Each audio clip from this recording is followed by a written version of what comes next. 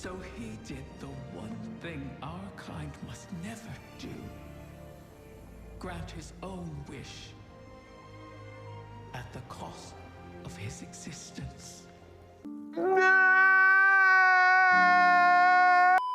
The new Wishkeeper exotic and its associated story, honestly, probably some of the best writing I've seen from Bungie in quite a while. It's pretty cool. I love it very much. Touches my heart. So I thought we'd make a nice little build to go with it. You're gonna want the Wishkeeper bow for this build.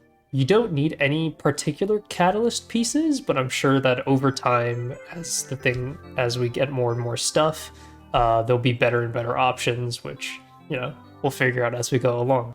There's been a lot of discussion already about what pieces of armor to go with Wishkeeper. We have 6 Coyote, Foe Tracer, Swarmers even, but I think thematically, if you want to guard these little Ahamkara whims the best, with Wishkeeper, why not keep your oath with Oathkeeper?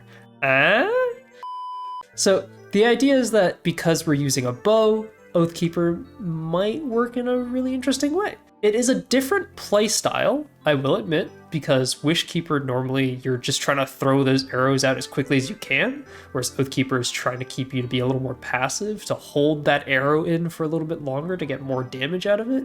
But it could be an interesting change of pace. I personally found it to be quite flexible every once in a while. There are some enemies in the game, for example, you can't kill instantly with one normally charged bow shot, but holding in just a little bit longer kind of helps out. Maybe patience is the virtue, and this is something you should teach to those Ahamkar whims that you are guarding so closely. Okay. Theming. I love it. My subclass configuration goes something like this. There's a number of variations to this, but this is what I found works really nicely. For dodge, we're going to use Marksman's Dodge, because for the shorter cooldown, we only have one charge of it, so we're not using 6 Coyote, so the shorter cooldown is incredibly important. We don't need the Gambler Dodge ability to get back our melee back, because we have some fragments to help with that. For grenade, there is the argument between grapple grenade or shackle grenade. I found that having a shackle grenade as a secondary suspend option alongside Wishkeeper kind of keeps the suspend up a little bit longer. And has some interplay there. I found that like I could throw the shackle grenade, then do the Wishkeeper suspend, and by the time that's kind of all done, shackle's kind of back, so then I can throw the grenade again. It's a nice little loop, just so you're not caught with your pants down with that suspend option. For aspects, I would like to go with Whirling Maelstrom and Threaded Spectre. Threaded Spectre right now is incredible. It takes in a lot of enemy aggro, so this is just kind of nice if you're caught in an open, you just need like a panic option, just the dodge ability to go back, let enemies take care of the clone that's coming out, and you can reposition. Super nice. Whirling Maelstrom is just really nice because you will be suspending enemies. Suspended enemies killed create tangles already, so having that interplay there, super duper nice. Whirling Maelstrom is also just a really strong aspect because of how it interplays with different fragments. For fragment options, we want some grenade uptime, so we're going to go with Thread of Generation. Dealing damage generates grenade energy. This includes Whirling Maelstrom. You probably already knew that if you've played the game since Season of the Witch when the Maelstrom was introduced. But yeah, it also contributes there, so that's kind of nice.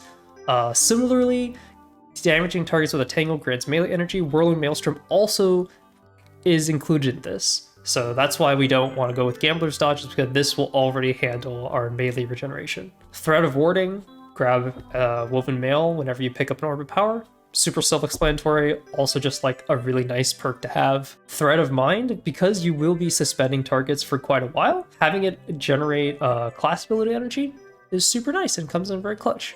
Your mods should look a little something like this. The idea behind it is grenade uptime. This will be your general build if you are just kind of roaming around doing dungeon content or just doing strikes or things like that. I would say something like this makes sense. You're keeping grenade uptime with grenade kickstart. Every time you pick up orbs of power, you're getting health, you're getting grenade energy, you're getting just energy all around. Powerful attraction, so every time you use Threaded Spectre, you're also kind of picking up all the orbs of power nearby. I've also tried this build out in dungeon scenarios where I felt like I needed to pump out more damage and wanted to use some weapon surges. In those scenarios, I would recommend to build something like this. You basically remove the grenade kickstart because you want your armor charges to go towards weapon surges, and then throw on however number of weapon surges you want. I went with 2 just because I felt like I did kind of want the the ability to heal pretty nicely. I found that to be kind of nice, but maybe in like situations where I'm more comfortable, I could ditch this one, give it another armor, give it another weapon surge, or something like that. But yeah, the goal is that you get rid of the kickstart and in favor of some weapon surge. And there you have it. This is my take on what a Guardian would be like if they had to take care of the Ahamkara whims and raise a new generation of Ahamkaras. So hope you enjoyed this build, and I will see you guys in the future. Bye-bye!